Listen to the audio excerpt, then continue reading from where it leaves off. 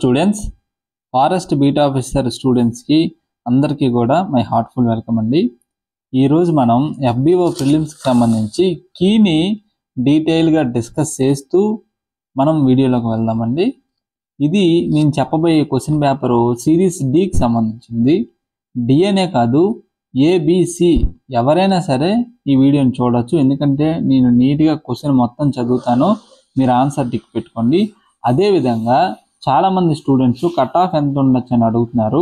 Sir, cut off అనేది వివిధ రకాల స్టూడెంట్స్ నేను అడిగి గ్యాదర్ చేసి కొంచెం వర్కౌట్ చేసి మీకు చెప్తానండి. ఎందుకంటే 1 month ముందు స్టార్ట్ చేసినటువంటి స్టూడెంట్కి ఏ విధంగా మార్క్స్ వస్తున్నాయి, లేదా 6 months నుంచి చదువుతున్న అభ్యర్థికి ఏ విధంగా వస్తుంది, రీసెంట్గా కానిస్టేబుల్ ప్రిపేర్ అయిన వాళ్ళకి మార్క్స్ ఏ విధంగా వస్తున్నాయి, ఇవన్నీ అనాలిసిస్ చేసి ఖచ్చితంగా నేను మీకు వీడియో చేస్తాను.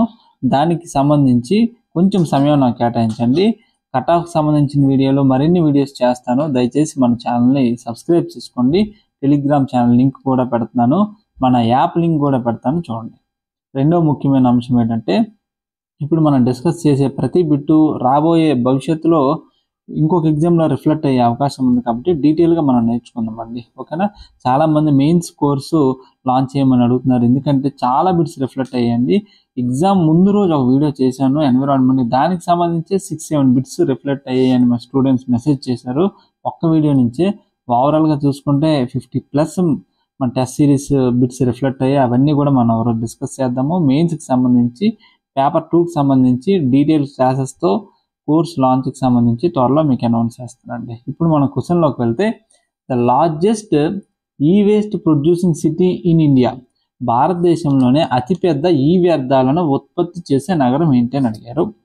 ఫస్ట్ ఆఫ్ ఆల్ ఇక్కడ మనం తెలుసుకోవాల్సింది ఏంటంటే, వేస్ట్లో అంటే ఏంటి? Electronic waste. అంటే ఏంటి సార్? ఎలక్ట్రానిక్. ఫర్ ఎగ్జాంపుల్, మనం ఫోన్ వాడుతున్నామండి, కొన్ని రోజులు పోయాక ఫోన్లో ఉన్నటువంటి సాఫ్ట్వేర్ పోతుంది, అప్పుడు ఇది ఏమవుతుంది? ఎలక్ట్రానిక్ వేస్ట్ అవుతుంది. మీరు వాడే ల్యాప్టాప్లు, టీవీలు, ఇవన్నీ కూడా ఎలక్ట్రానిక్ డివైజెస్. కొంతకాలం అయిపోతే ఇవన్నీ వేస్ట్గా మారిపోతాయి. వీటిని ఎలక్ట్రానిక్ వేస్ట్స్ అంటారు, ఓకేనా. మనకి టైమ్స్ ఆఫ్ ఇండియా అనే పేపర్లోని ఒక ఆర్టికల్ వేసాడండి. అందులో మినిస్ట్రీ ఆఫ్ ఎలక్ట్రానిక్స్కి ఒక స్టేట్మెంట్ ఇచ్చింది.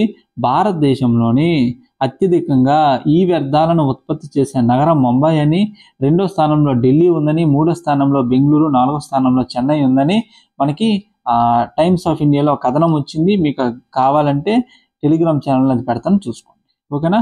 ఫస్ట్ క్వశ్చన్కి ఆన్సర్ వచ్చేసి ముంబై అండి, ఓకేనా.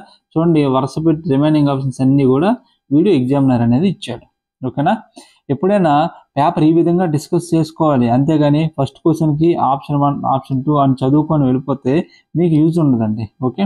నెక్స్ట్ వచ్చేసి చూడండి, the concept of circular economy in waste management promotes, వ్యర్థ పదార్థాల నిర్వహణలో వృత్తాకార ఆర్థిక వ్యవస్థ అనే భావన వీటిని ప్రోత్సహిస్తుంది అన్నాడు. First of all, waste management, వ్యర్థ పదార్థాలను నిర్వహణ.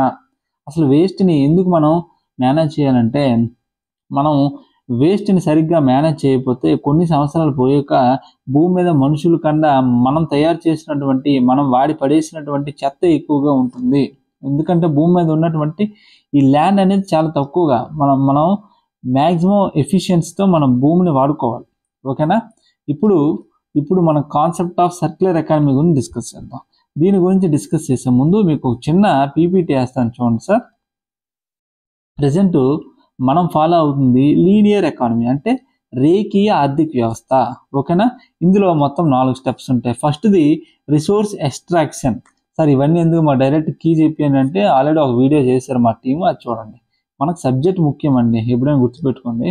ఫస్ట్ ఆఫ్ ఆల్, వనరులు వెలికివేత, అంటే మన భూమి మీద ఎక్కడెక్కడ రిసోర్సెస్ ఉన్నాయో వెతుకుతారు. ఫర్ ఎగ్జాంపుల్, కోల్ మైన్స్ ఎక్కడ ఉన్నాయో ఐడెంటిఫై చేస్తారు. నెక్స్ట్ ప్రొడక్షన్, దాని నుంచి ప్రొడక్షన్ ఒక ఐటెం తయారు చేస్తారు.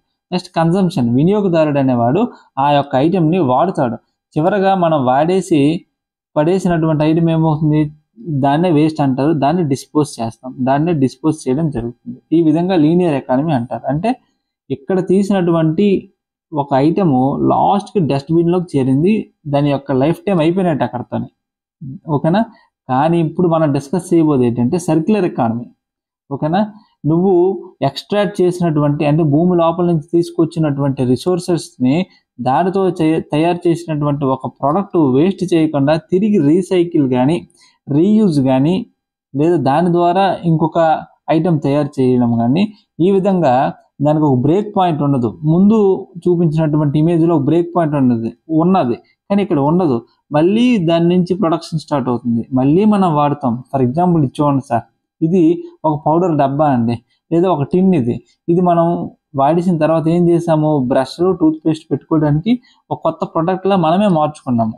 ఫర్ ఎగ్జాంపుల్ మన కిచెన్లో ఉన్నటువంటి వేస్ట్ని నువ్వు ఒక దగ్గర నిల్వ చేసి దాన్ని కుళ్ళిపోయేలా చేస్తే కంపోస్ట్ లాగా మారుతుంది, అది మొక్కలకు ఎరువులా పనిచేస్తుంది. అంటే ఈ విధంగా ప్రతి వేస్ట్ని రీసైకిల్ చేసి రీయూజ్ చేసుకోవడమే ఈ సర్క్యులర్ ఎకానమీ యొక్క ముఖ్యమైన ఉద్దేశం. ఇప్పుడు ఆన్సర్ అనేది మనం చూద్దాం. చూడండి సార్, ఓకేనా.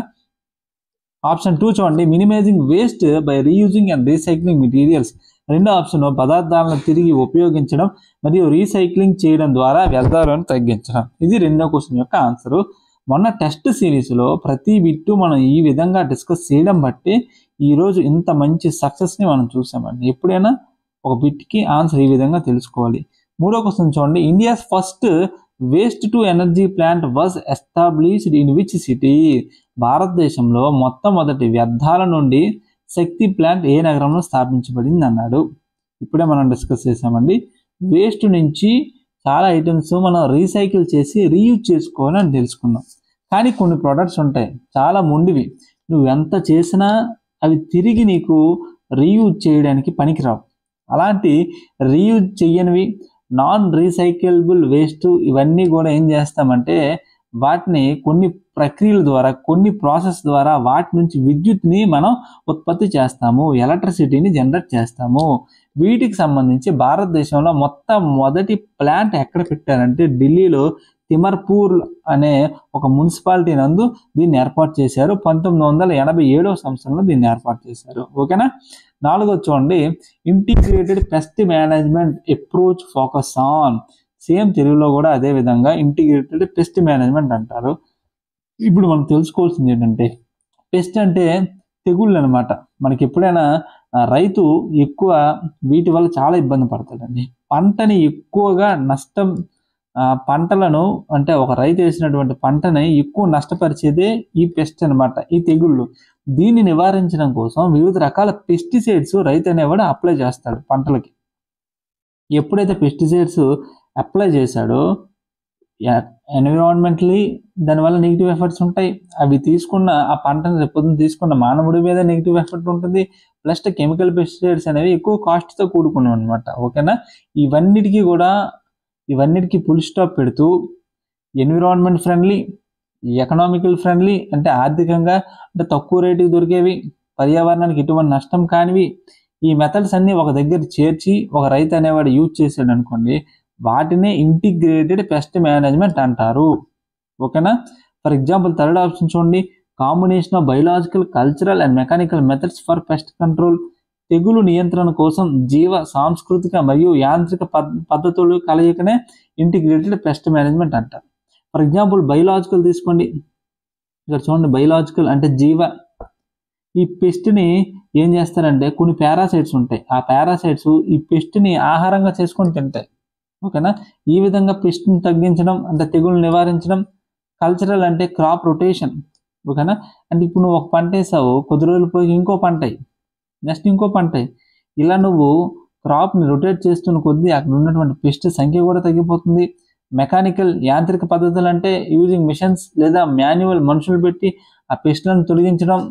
ఇవన్నీ కూడా వివిధ రకాల ప్రక్రియలన్నీ ఒక దగ్గర చేర్చి ఎకనామికల్లీ, ఆర్థికంగా, పర్యావరణానికి పాజిటివ్ అయ్యే విధంగా చేస్తే ఇంటిగ్రేటెడ్ పెస్ట్ మేనేజ్మెంట్ అంటారు. ఓకేనా. నెక్స్ట్ 5వ క్వశ్చన్ చూడండి. ముందు అడిగినటువంటి 4 క్వశ్చన్లో మనకి సెకండ్ క్వశ్చన్ మనం డిస్కస్ చేసాము, ఫస్ట్ క్వశ్చన్, ఈ రెండు కూడా మనకి ఇండైరెక్ట్గా మనం టెస్ట్ సిరీస్లో అడిగామండి. 5వ క్వశ్చన్ అయితే డైరెక్ట్గా మనం క్వశ్చన్లు అడిగాము, స్క్రీన్ షాట్తో సహా మీకు పెడతాను. ఓకేనా. As per India's SDG index 2023 which state ranks highest in SDG implementation. ఇది ఎస్డిజికి సంబంధించి టెస్ట్ పెట్టే ముందు మీకు ఒక మెటీరియల్ కూడా ఇచ్చాను, సస్టైనబుల్ డెవలప్మెంట్ గోల్స్కి సంబంధించి. పలానా రిపోర్ట్ న్యూస్లో ఉందా చూసుకోండి. సేమ్ క్వశ్చన్, సేమ్ మ్యాటర్ మనకి ఇప్పుడు పడింది. జనరల్గా భారతదేశంలో సస్టైనబుల్ డెవలప్మెంట్ గోల్స్కి సంబంధించి నీతి ఆయోగ్ ఎప్పుడూ కూడా ఇండెక్స్ అనేది విడుదల చేస్తుంది. ఓకేనా, ఈ రీసెంట్గా విడుదలైనటువంటి ఈ ఇండెక్స్ 4వ ఎడిషన్, అంటే 4వ రిపోర్ట్ అని అర్థం. ఓకేనా, ఈ రిపోర్ట్లో భారతదేశం యొక్క ఓవరాల్ స్కోర్ వచ్చేసి 71. ఓకేనా, ఈ రిపోర్ట్లో టాప్ పెర్ఫార్మింగ్ స్టేట్స్గా నిలిచినవి కేరళ అండ్ ఉత్తరాఖండ్. ఈ రెండు కూడా 79 స్కోర్తో టాప్లో నిలిచాయండి. ఓకేనా, నెక్స్ట్ 6వ క్వశ్చన్ చూడండి. ఇది మనం PIL పబ్లిక్ ఇంట్రెస్ట్ లిటిగేషన్ అనే కాన్సెప్ట్ మీద ఆల్రెడీ మనం డిస్కస్ చేసాము పాలిటీ టెస్టులు జరిగేటప్పుడు అనుకుంటా. Which supreme court judge introduced public interest litigation, ప్రజా ప్రయోజన వ్యాజ్యంని ప్రవేశపెట్టినటువంటి సుప్రీంకోర్టు న్యాయమూర్తి ఎవరు? దీనికి ఆన్సర్ వచ్చేసి justice PN Bhagwati and justice Krishna Iyer. కంగారు పడకండి, జస్టిస్ కృష్ణ అయ్యర్ ఆప్షన్లో ఇవ్వలేదు. ఓకేనా, ఆన్సర్ వచ్చేసి ఫస్ట్ ఆప్షనే. SP Gupta versus union of India కేసుకి సంబంధించి PILకి సంబంధించినటువంటి కేసు ఏమిటంటే SP Gupta versus union of India. ఇందులో పాల్గొన్నటువంటి judge justice Bhagwati, PN Bhagwati. ఈ యొక్క జడ్జిమెంట్లో ఏం చెప్పారంటే, జనరల్గా PIL అంటే ఏంటో చెప్తాను, ఈ జడ్జిమెంట్లో కూడా అదే చెప్పారు. ఓకేనా, మన సొసైటీలో ఒక గ్రూప్ ఆఫ్ పీపుల్ ఉంటారు, వాళ్ళకి అన్యాయం జరిగితే వాళ్ళకి కోర్టుకు వెళ్ళి న్యాయం పొందడానికి గల అవకాశాలు తక్కువ ఉండడం కానీ, లేదా వాళ్ళకి అవగాహన లేకపోవడం కానీ, లేదా ఫినాన్షియల్గా వాళ్ళ పూర్ అవ్వడం కానీ అయి ఉండొచ్చు. వాళ్ళందరి తరపున నువ్వు వెళ్ళి పోరాడితే దాన్నే పబ్లిక్ ఇంట్రెస్ట్ లిటిగేషన్ అంటారు. ఇంకా సింపుల్గా చెప్పాలంటే చూడండి, ఫర్ ఎగ్జాంపుల్ మహిళల మీద ఎక్కువ అట్రాసిటీస్ జరుగుతున్నాయి. ఓకేనా, మహిళలందరి తరపున నువ్వు కోర్టుకి వెళ్ళి పలానా మహిళలకి ఈ మధ్య sexual harassment at work place, పనిచేసే ప్రదేశాల్లో వాళ్ళు చాలా శారీరక మానసికంగా హింసకు గురవుతున్నారని నువ్వు కోర్టులో అప్పీల్ చేయొచ్చు. రేపు పొద్దున పొల్యూషన్ మనకి దివాళీ టైంలో మనకి సుప్రీంకోర్టు జడ్జిమెంట్ ఇచ్చింది అదే కదండి. అంటే నాన్ స్టాప్గా క్రాకర్స్ కాల్చడం వల్ల ఎయిర్ పొల్యూషన్ అవుతుంది, మా యొక్క లైఫ్ స్పాన్ తగ్గిపోతుందని అప్పుడు PIL ద్వారానే ఒక వ్యక్తి కోర్టుకు వెళ్ళారు, జడ్జిమెంట్ వచ్చింది. PIL అంటే ఇది దాని యొక్క అర్థం. ఓకేనా, the first Indian state which established Lokayukta in 1971. ఇక్కడ మన కీ పాయింట్ 2 అండి. లోకయుక్త అనేది కీవర్డ్ అయితే 1971 కూడా కీవర్డ్.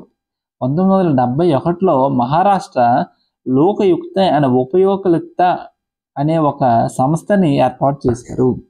మనకి లోకపాల్ అంటే సెంట్రల్ లెవెల్లో, కేంద్ర స్థాయిలో, లోకయుక్త అంటే రాష్ట్ర స్థాయిలో. ఎందుకు ఈ లోకపాల్ అంటే ఏమిటంటే ఇది ఒక యాంటీ కరప్షన్ ఏజెన్సీ అనుకోండి. ఓకేనా, ఎవరైతే ఉన్నత అధికారులు లేదా పెద్ద పెద్ద రాజకీయ నాయకులు వీళ్ళు కరప్షన్ చేస్తారో వాళ్ళని విచారించి వాళ్ళని అదుపులో తీసుకునే సంస్థే లోక్పాల్. ఓకేనా, మనకి లోక్పాల్ అండ్ లోకయుక్త యాక్ట్ 2013లో చేశారు భారతదేశంలో. ఓకే, 8వ చూడండి. Which was the commission appointed to study the fundamental duties in 1999. 1999లో ప్రాథమిక విధులను అధ్యయనం చేయడానికి ఏ కమిషన్ నియమించబడింది అన్నారు? ఆన్సర్ వచ్చేసి వర్మ కమిటీ. నేను మా టీం అప్లోడ్ చేసినటువంటి వీడియో కింద కామెంట్ చూశాను. జనరల్గా మీరు ఏదైనా క్వశ్చన్ తెలియకపోతే పర్లేదు, మీరు తప్పు చెప్పారని అడగచ్చు, కానీ మీరు చెప్పింది కరెక్ట్ 100% అని వాదించద్దండి. ఓకేనా, 8వ క్వశ్చన్ ఆన్సర్ వచ్చేసి వర్మ కమిటీ. ఎవరో ఒక అబ్బాయి సర్దార్ స్వర్ణ సింగ్ కమిటీ. జనరల్గా మొదటగా వేసినటువంటి కమిటీ సర్దార్ స్వర్ణ సింగ్ కమిటీ. మనకి 42వ రాజ్యాంగ సవరణ 1976 ద్వారా ఫండమెంటల్ డ్యూటీస్ని యాడ్ చేశారు. ఇవి యాడ్ చేయడానికి కారణము స్వర్ణ సింగ్ కమిటీ. ఓకేనా, 1999లో వీటికి సంబంధించి కొన్ని రిఫార్మ్స్ తేవాలని ఫండమెంటల్ డ్యూటీస్కి సంబంధించి వర్మ కమిటీని అప్పటి ప్రభుత్వం ఈ కమిటీని నియమించడం జరిగింది. ఈ బిట్టు డైరెక్ట్గా మన టెస్ట్ సిరీస్ నుంచి పడ్డది, మనం ఆల్రెడీ డిస్కస్ చేసాం. ఓకేనా, సేమ్ బిట్ మనం డిస్కస్ చేసాం, స్క్రీన్ షాట్తో సహా మీకు చూపిస్తాం. 9వ బిట్ చూడండి. Which is the best measure of countries economic growth? ఒక దేశ ఆర్థిక వృద్ధిని కొలవడానికి ఉత్తమ కొలమానం ఏది అంటే పెర్ క్యాపిటల్ ఇన్కమ్ అండి. చాలామంది 9వ క్వశ్చన్కి ఆన్సర్ జీడిపి అని పెడుతున్నారు. రేపు పొద్దున ఫైనల్కి వచ్చాక కూడా మనం ఒకసారి కావాలంటే చెక్ చేద్దాం. జీడిపి అంటే గ్రాస్ డొమెస్టిక్ ప్రోడక్ట్, ఒక దేశం యొక్క టోటల్ ఇన్కమ్ అనమాట. ఓకేనా, అంటే ఓవరాల్గా చూసుకుంటాడు. ఇక్కడ పెర్ క్యాపిటల్ ఇన్కమ్ అంటే ఏంటి? మొత్తం ఆదాయం బై దేశం యొక్క జనాభా వేస్తాడు. ఎప్పుడైతే నువ్వు దేశ జనాభాతో డివైడ్ చేసావో ప్రతి మనిషి ఎంత సంపాదిస్తున్నాడో మనకు క్లియర్ కట్గా తెలుస్తుంది. కానీ జీడిపిలు అలా కాదు, నీకు ఓవరాల్ ఫిగర్ వస్తుంది. ఓకేనా? ఒక ఇండివిజువల్ గ్రోత్ అయితేనే కదండి మనకి ఓవరాల్ గ్రోత్ ఉందో లేదో తెలుస్తుంది. కానీ నైన్త్ క్వశ్చన్కి ఆన్సర్ పెర్ క్యాపిటల్ ఇన్కమ్ అని నేను అనుకుంటున్నాను. రేపు పొద్దున్న కీ వచ్చాక చూద్దాం. Which is the best measure of countries economic growth అంటే రేపు కీలో ఏమి ఇస్తాడు దాని ప్రకారం చూద్దాం. ఏమైనా అప్డేట్ అయితే మీకు చెప్తాను, no problem. Okay. In India the liberal industrial policy was adopted in the year. భారతదేశంలో ఉదారవాద పారిశ్రామిక విధానాన్ని ప్రారంభించిన సంవత్సరం ఏదంటే 1991. 1991కి ముందు ఒక భారతదేశంలో ఒక ఇండస్ట్రీ పెట్టి నడిపించాలంటే ఎన్నో రకమైన రెస్ట్రిక్షన్స్, ఎన్నో రకమైనటువంటి ఆంక్షలు విధించేవారు. దానివల్ల మన దేశం ఆర్థికంగా చాలా దీనమైన పరిస్థితుల్లోకి వెళ్ళిపోయింది. అప్పుడు 1991లో మనం అప్పుడు ప్రధాని, అప్పుడు ఫినాన్స్ మినిస్టర్ అయినటువంటి మన మన్మోహన్ సింగ్ గారు మన భారతదేశంలో ప్రవేశపెట్టినటువంటి రిఫార్మ్సే LPG reforms. Liberalisation, privatisation, globalisation. Liberalisation అంటే సరళీకరణ.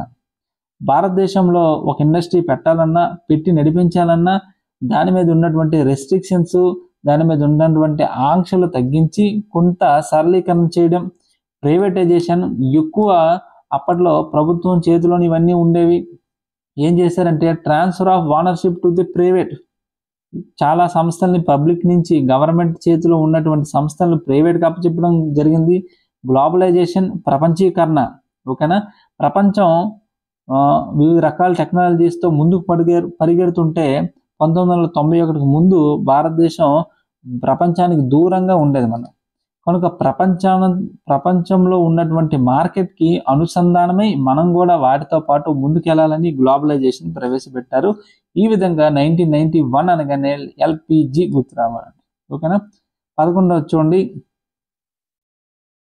11 what is the name of first private Indian rocket launch in 2022? చెప్పడం మర్చిపోయాను. 10వ క్వశ్చన్ మన టెస్ట్ సిరీస్ నుంచి పడ్డది.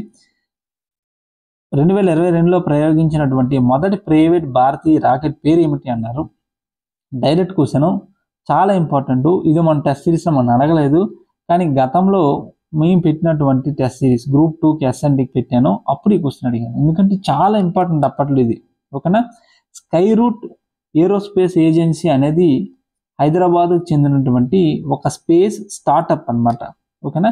ఇది భారతదేశంలో మొట్టమొదటిసారిగా ఒక ప్రైవేట్ రాకెట్ని లాంచ్ చేసింది. ఆ రాకెట్ పేరే విక్రమ్ ఎస్. శ్రీహరికోట నుంచి దీన్ని లాంచ్ చేయడం జరిగింది. అగ్ని 5 అనేది అసలు ఇస్రోకి అని వీటికి సంబంధించిన అంశం కాదు. అది డిఆర్డిఓకి సంబంధించినటువంటిది. ఇంటర్ కాంటినెంటల్ బ్యాలిస్టిక్ మిసైల్ ఇది. RLV-TD అంటే reusable launch vehicle technology demonstration. SSLV అనేది చాలా ఇంపార్టెంట్. SSLV మీద బిట్టు లేకుండా నీకు ఏ పేపరు ఉండదు. Small satellite launch vehicle. భవిష్యత్తు మొత్తం స్మాల్ శాటిలైట్ లాంచ్ వెహికల్స్దే, అది గుర్తుపెట్టుకోండి. ఈ ఎగ్జామ్ అనే కాదు, రేపు పొద్దున్న నువ్వు ఏ ఎగ్జామ్ రాసినా SSLV మీద బిట్టు పక్కాగా వస్తుంది. Who is the current DRDO chairman secretary of the department of defence R&D అంటే డాక్టర్ సమీర్ వి కామత్. ఈ బిట్ని అడిగానో లేదో నాకేదో గుర్తులేదు, డైరెక్ట్ బిట్ అండి అది. When was the digital India mission launched? ఓకేనా? 2015 జూలై 1వ తారీఖున డిజిటల్ ఇండియా మిషన్ని లాంచ్ చేశారు. ఇది ఇప్పుడు వార్తల్లో ఉంది. ఇది అడగడానికి కారణం ఏంటంటే ఈ యొక్క మిషన్ని లాంచ్ చేసి 10 సంవత్సరాలు అయింది, అంతే కదండి. 2015లో లాంచ్ చేశారు, ఇప్పుడు 2025లోకి వచ్చాం, 10 సంవత్సరాలు అయింది కదండి. అందుకు ఇది అడిగాడు. అంటే వార్తల్లో ఉన్నటువంటి అంశాల మీద మనం ఎంత ఫోకస్ పెట్టాలో దీన్ని బట్టి మీకు అర్థమవుతుంది అన్నమాట. ఓకేనా? ఏ విధంగా మనం కరెంట్ అఫైర్స్ చదవాలి, ప్రభుత్వ పథకాలను ఏ విధంగా గుర్తుపెట్టుకోవాలి అనేది ఒక జస్ట్ ఎగ్జాంపుల్ ఇది. ఓకేనా? నెక్స్ట్ 14వ క్వశ్చన్ చూడండి. Which Indian agency is responsible for cyber security? CERT-IN అన్నాను కదా, దీని యొక్క ఫుల్ ఫామ్ చూడండి, మీకు అర్థమవుతుంది. మీరే కరెక్ట్గా చెప్తారు. Indian computer emergency response team అనమాట. ఓకేనా? Emergency response team. ఓకే? ఎప్పుడైనా కంప్యూటర్స్, సాఫ్ట్వేర్ కానీ కంప్యూటర్లో ఉన్నటువంటి డేటా కానీ సైబర్ అటాక్కి గురవుతుందో మొట్టమొదటిగా స్పందించే సంస్థే ఈ CERT-IN అనమాట. ఇది భారతదేశంలో సైబర్ అటాక్స్కి నోడల్ ఏజెన్సీగా పనిచేస్తుంది. Ministry of information and electronics technology, ministry of information and electronics అనే మినిస్ట్రీ కింద ఇది పనిచేయడం జరుగుతుంది. మనకి ఇన్ఫర్మేషన్ యాక్ట్ 2000 అనే ఒక చట్టం ఉంది, ఐటీ యాక్ట్ 2000. అందులో సెక్షన్ 70B కింద ఇది ఏర్పడడం జరిగింది. ఓకేనా. నెక్స్ట్ 15వ క్వశ్చన్ చూడండి. Which Indian nuclear reactor is used for research purposes? మనకి 1985లో బాబాయ్ అటామిక్ రీసెర్చ్ సెంటర్ ముంబైలో ఉంది. ఈ సెంటర్ వద్ద ధృవ న్యూక్లియర్ రియాక్టర్ని స్థాపించడం జరిగింది. ఇండియాలోనే లార్జెస్ట్ న్యూక్లియర్ రియాక్టర్. దీన్ని రీసెర్చ్ పర్పస్గా మనం వాడతాం. అదేవిధంగా నరోరా న్యూక్లియర్ రియాక్టర్ ఎక్కడుంది? ఉత్తరప్రదేశ్లో ఉంది. కుడన్కులం ఎక్కడుంది? తమిళనాడులో ఉంది. కైగా ఎక్కడుంది అంటే మీకు కర్ణాటకలో ఉంది. జనరల్గా ఎప్పుడైనా మ్యాచింగ్ అడుగుతాడండి. 3-4 రియాక్టర్లు ఇచ్చేసి అటుపక్క ప్లేసెస్ ఇస్తాడు. చాలా జాగ్రత్తగా మనం నేర్చుకోవాలి. పక్కా బిట్ ఇది. ఏ ఎగ్జామ్ అయినా న్యూక్లియర్ రియాక్టర్ మీద ఇదే బిట్ అడుగుతాడు. ఓకేనా. మనకి ధృవ అనే కాదు, ఏ న్యూక్లియర్ రియాక్టర్ అయినా మోడరేటర్ ఉంటుంది, నెక్స్ట్ కూలెంట్ ఉంటుంది. మోడరేటర్గా నువ్వు ఏ ఫ్యూయల్ వాడతావు, కూలెంట్గా నువ్వేం వాడతావు అనేది పక్కాగా తెలుసుకోవాలి. రేపు పొద్దున మీరు న్యూక్లియర్ రియాక్టర్ గురించి చదివేటప్పుడు అవి తెలుసుకోండి. నెక్స్ట్ రేపు పొద్దున గ్రూప్ టూ కాదండి, మనకి జనరల్ సైన్స్కి సంబంధించి క్లాసెస్ కానీ మేము ఏమైనా చెప్తే డీటెయిల్గా చెప్తాం. అప్పుడు మీరు వరీ అవ్వకండి, మీ డీటెయిల్తో సహా నేను ఇస్తాను. దానికి సంబంధించి అప్డేట్ నేను ఇస్తాను, కంగారు పడద్దు. అన్నమయ్య డిస్ట్రిక్ట్ అనేది అన్నమయ్య జిల్లా పూర్వము డాష్ మరియు డాష్ జిల్లాల భాగాల నుండి ఏర్పడింది అని క్వశ్చన్ అడిగాడు. ఆన్సర్ వచ్చేసి డైరెక్ట్ క్వశ్చన్ అండి. గతంలో ఉన్నటువంటి వైఎస్ఆర్ కడప, చిత్తూరు ఈ 2 జిల్లాల నుంచి మనకి అన్నమయ్య జిల్లా అనేది కొత్తగా ఫామ్ అయింది. డైరెక్ట్ క్వశ్చన్ ఇది. నేను మీకు ఏపీ జాగ్రఫీ మెటీరియల్ పెట్టాను కదండి, అందులో ఇది ఉంది. టెస్ట్లే కాకుండా టెస్ట్కి ముందు స్టూడెంట్స్ అడిగారని మెటీరియల్స్ కూడా నేను ప్రొవైడ్ చేశాను. స్టూడెంట్ అడిగింది మ్యాక్సిమం నేను ఫుల్ఫిల్ చేశానని అనుకుంటున్నాను. ఈరోజు హ్యాపీగా నేను పడుకుంటానండి క్వశ్చన్ పేపర్ చూసాక. నిజం చెప్తున్నాను, గత వారం 10 రోజులు నాకు నిద్ర అనేది లేదు. ఓకేనా. హెల్త్ అనేది బాగా డిస్టర్బ్ అయింది, ఎందుకంటే లాస్ట్ మినిట్లో చాలా కష్టపడ్డాను. నెక్స్ట్ 17 క్వశ్చన్ చూడండి. Scientific name of red sandalwood is, ఎర్రచందనం యొక్క శాస్త్రీయ నామం ఏమిటి అన్నాడు. టిరోకార్పస్ శాంటలీనస్. ఈ క్వశ్చన్కి కూడా మా స్టాఫ్ కీలో చెప్తే దీనికి కూడా కింద ఆప్షన్లో 4th ఆప్షన్ అని 2nd ఆప్షన్ అని అంటున్నారు. తప్పండి. ఇది మన ఆల్రెడీ టెస్ట్ సిరీస్లో డైరెక్ట్గా అడిగిన బిట్, ఇది డైరెక్ట్గా అడిగాను. ఓకేనా. టిరోకార్పస్ శాంటలీనస్. మన టెస్ట్ సిరీస్ రాసిన అభ్యర్థులు ఇవన్నీ కూడా పెట్టారని నేను అనుకుంటున్నాను. ఎగ్జామినేషన్ సెంటర్లో నేను ఆల్మోస్ట్ చాలా మందితో స్టూడెంట్స్తో మాట్లాడాను. చాలా హ్యాపీగా ఫీల్ అయ్యాను నేనైతే వాళ్ళ మాటలు విన్నాక. 18వ క్వశ్చన్ డైరెక్ట్ బిట్టు. కింద ఇచ్చినటువంటి 4 ఆప్షన్లు కూడా విశాఖపట్నానికి చెందినవే, కానీ అడిగినటువంటి అంశం ఏమిటి? Visakhapatnam port is protected from sea waves and cyclones by the. Visakha రేవు సముద్ర అలలు మరియు తుఫానుల తాకిడిని నుంచి పరిరక్షిస్తున్న భూస్వరూపం ఏంటంటే dolphin's nose is direct answer. మిగిలిన కొండలు కూడా మనకి విశాఖపట్నంకి చెందినవే, కానీ అది అడిగిన పర్పస్ ఏంటంటే మనం చూసుకోవాలి. Srikalahasti temple is located on the banks of. Srikalahasti గుడి డాష్ నది ఒడ్డును కలదు అంటే స్వర్ణముఖి నది ఒడ్డును కలదు. మిగిలినటువంటి 4 నది కూడా ఆంధ్రప్రదేశ్లో ప్రవహించే నదులే. ఓకేనా. అవి ఏ జిల్లాలో ప్రవహిస్తున్నాయి అనేది మీకు చిన్న హోంవర్క్. ఓకే. కృష్ణశాస్త్రి, తెలుగులో చదువుదాం. కృష్ణశాస్త్రి బాధ ప్రపంచానికి బాధ, ప్రపంచపు బాధ శ్రీశ్రీ బాధ అని శ్రీశ్రీ గురించి అన్నది ఎవరు? ఈ స్టేట్మెంట్ శ్రీశ్రీ ఇవ్వలేదు. శ్రీశ్రీ గురించి ఒక్క వ్యక్తి అన్నారు. ఆ వ్యక్తి పేరే గుడిపాటి వెంకటాచలం. దీనికి సంబంధించిన ఎక్స్ప్లెనేషన్ ఏం లేదు, డైరెక్ట్ బిట్ ఇది. గ్రూప్ 2లో కూడా ఇలాంటి కష్టమైన బిట్ అడగలేదు మన ఏపీ హిస్టరీలో, ఇప్పుడు అడిగాడు. Who set the directive principles of the state policy was new Magna Carta. జనరల్గా దీనికి ఆన్సర్ కీ వచ్చేసి చిన్న కన్ఫ్యూజన్లు ఉన్నారు.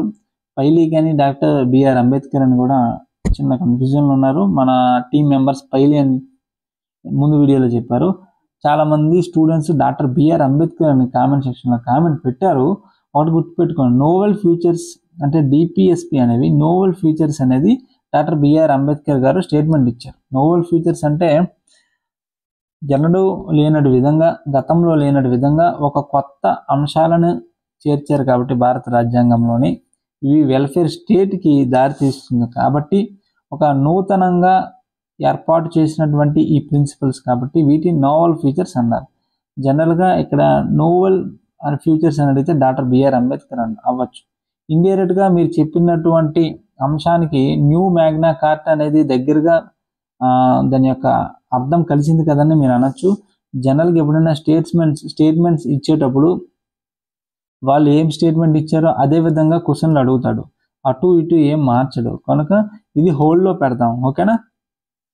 బిఆర్ అంబేద్కర్ అయితే మాత్రం నోవల్ ఫ్యూచర్స్ అని మాత్రమే స్టేట్మెంట్ ఇచ్చారు, న్యూ మ్యాగ్నా కార్టా అని ఇవ్వలేదు. ఇండైరెక్ట్గా చూసుకుంటే అర్థం రావచ్చు కానీ డైరెక్ట్గా స్టేట్మెంట్ ఇవ్వలేదు. ఎంవై పైలీ ఇండియన్ కాన్స్టిట్యూషన్ అనే బుక్లో దీని గురించి మెన్షన్ చేశారన్నారు. నేను ఒకసారి క్రాస్ చెక్ చేసి మరొకసారి కన్ఫర్మ్ చేస్తాను. ఓకేనా. 22వ క్వశ్చన్ చూడండి. బాల కార్మిక నిషేధం మరియు నియంత్రణ చట్టం ఏ సంవత్సరంలో చేయబడింది అంటే 1986, child labour prohibition and regulation act. Okay. 23వ క్వశ్చన్ చూడండి. ఈ బిట్ మనం అడిగాము. యాక్చువల్లీ 22వ క్వశ్చన్ కూడా మనం డిస్కస్ చేసాము. యూనివర్సల్ అడల్ట్ ఫ్రాంచైజ్ గురించి అడిగాడు. సార్వత్రిక ఓటు హక్కు ఆర్టికల్ 326 దీని గురించి చెప్తుందండి. జనరల్గా మనకి ఓటు వేసే వారి యొక్క వయసు 21 సంవత్సరాలు ఉండేది. దాన్ని 69వ రాజ్యాంగ సవరణ 1988 ద్వారా 18కి తేవడం జరిగింది. ఇదంతా కూడా చాలా ఇంపార్టెంట్, మనం టెస్ట్ సిరీస్లో అడిగాము. 24వ చూడండి. అతను లేదా ఆమె భారత పార్లమెంట్ సభ్యుడు కానప్పటికీ అతను లేదా ఆమె భారత పార్లమెంట్లో అంతర్భాగం. అతను ఎవరు లేదా ఆమె ఎవరు అని అడిగారు. ఫస్ట్ ఆఫ్ ఆల్ ఆప్షన్ చూసుకుందాం. Prime minister. ప్రైమ్ మినిస్టర్ అంటే ప్రధానమంత్రి. నువ్వు లోక్సభకు కానీ రాజ్యసభకు కానీ ఈ రెండిట్లో మెంబర్ కాకపోతే నువ్వు ప్రైమ్ మినిస్టర్గా ఎక్కువ కాలం కొనసాగించలేవు. ఓకేనా. ఫర్ ఎగ్జాంపుల్, నువ్వు లోక్సభ మెంబర్ కాదు, రాజ్యసభ మెంబర్ కాదు, అయినా నిన్ను ప్రైమ్ మినిస్టర్గా అపాయింట్ చేశారు. నువ్వు ఎన్ని నెలల్లోగా ఏదో ఒక హౌస్లో ఎంపీగా ఎలక్ట్ అవ్వాలి అనేది కామెంట్ సెక్షన్లో కామెంట్ పెట్టండి. 2 లోక్సభ స్పీకర్. లోక్సభలో సభ్యుడు అయితేనే లోక్సభ స్పీకర్ కానీ డిప్యూటీ స్పీకర్ కానీ అతను అర్హుడు. ఇక్కడ 3వ ఆప్షన్ చూడండి. ప్రెసిడెంట్ ఇచ్చాడు. ప్రెసిడెంట్ అనేవారు లోక్సభలోని సభ్యుడు కాదు, రాజ్యసభలోని సభ్యుడు కాదు, కానీ పార్లమెంట్ అనే పదం వాడామంటే Lok Sabha plus Rajya Sabha plus president వీళ్ళు ముగ్గురు కలిస్తేనే పార్లమెంట్ అవుతుంది. ఎందుకంటే లోక్సభ రాజ్యసభ పాస్ చేసినటువంటి బిల్లుని ఫైనల్గా అది చట్ట రూపం దాల్చాలంటే దాని మీద రాష్ట్రపతి సంతకం పెట్టాలి. అందుకే ఈ ముగ్గురిని కలిపి పార్లమెంట్ అన్నాము. సరే. 25వ క్వశ్చన్ చూడండి. Who has the power to create all India services in India. భారతదేశంలో కొత్త అఖిల భారత సర్వీసులను సృష్టించే అధికారం ఎవరికి కలదు అంటే రాజ్యసభకు కలదు. మనం గ్రూప్ 1 మెయిన్స్ ఆన్సర్ రైటింగ్ రాసేటప్పుడు ఏ సందర్భాల్లో లోక్సభ కన్నా రాజ్యసభకి ఎక్కువ అధికారాలు కలిగి ఉన్నాయి అని ఒక ఎస్ఐ చాలాసార్లు ప్రీవియస్ ఇయర్లు అడిగాడు. అలాంటి సందర్భంలో మేము ఫస్ట్ రాసే పాయింట్ ఏంటంటే ఆల్ ఇండియా సర్వీసెస్ అఖిల భారత సర్వీసులు సృష్టించే అధికారం రాజ్యసభకు మాత్రమే కలదని మనం రాస్తామన్నమాట. మొదటగా దీన్ని ప్రారంభించాల్సినటువంటి అధికారం రాజ్యసభకు ఉంది. అదేవిధంగా జాతీయ ప్రాముఖ్యత కలిగినప్పుడు 2/3 మెజారిటీతో రాజ్యసభ అనేది బిల్లు పాస్ చేస్తే స్టేట్ లిస్ట్ అంటే రాష్ట్ర జాబితాలో ఉన్నటువంటి అంశాల మీద కూడా కేంద్ర ప్రభుత్వం చట్టం చేయగలదు. ఓకేనా. దానికి సంబంధించి ఆర్టికల్ ఏంటంటే కామెంట్ సెక్షన్లో కామెంట్ పెట్టండి. ఓకే. ఈ విధంగా మనం 25 బిట్స్ డీటెయిల్గా డిస్కస్ చేసామండి. మిగిలినటువంటి బిట్స్ మనకి ఒక నిమిషం లైన్లో ఉండండి. 26 నుంచి మనకి రీజనింగ్ మ్యాథమెటిక్స్ ఉన్నాయి. ఆల్రెడీ మ్యాథ్స్ సార్ చెప్పాను, అతను వీడియో ప్రిపేర్ చేస్తున్నాడు. జనరల్గా నేనైనా చేసేవచ్చు వీడియో, కానీ బాగా స్ట్రైన్ అయ్యానండి. కొంచెం రెస్ట్ తీసుకుంటాను.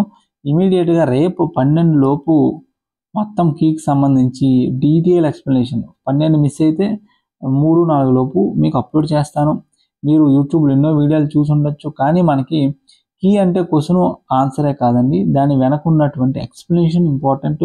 రేపు ఇంకొక ఎగ్జామ్లో ఇదే బిట్టు పడవచ్చు, అప్పుడు మీరు ఖచ్చితంగా తప్పు రాయకూడదు. మన ఛానల్ సబ్స్క్రైబ్ చేసుకోండి. మీరు ఎవరికి ఎన్ని మార్క్స్ వచ్చాయి కామెంట్ సెక్షన్లో కామెంట్ పెట్టండి. చాలామంది స్టూడెంట్స్ అడుగుతున్నాను, దాన్ని బట్టి మనం కట్ ఆఫ్కి ఒక అంచనాకు వద్దాము. మన యాప్ డౌన్లోడ్ చేసుకోండి, ఎందుకంటే మెయిన్స్కి సంబంధించి ఏమైనా నేను అప్డేట్ ఇస్తే మీకు ఇమీడియట్గా వస్తుంది. ఓకేనా. థ్యాంక్ యూ వెరీ మచ్ అండి. నెక్స్ట్ వీడియోలో ఇమీడియట్గా మనం రిమైనింగ్ బిట్స్కి డిస్కస్ చేద్దాం.